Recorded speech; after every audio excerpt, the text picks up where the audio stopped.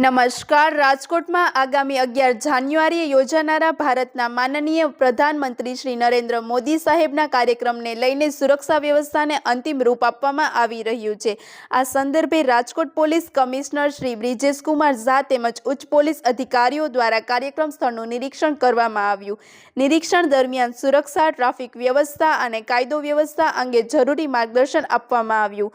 વધુ સમાચાર માટે જોડાયેલા રહો. RP Gujarat news, Rajkot.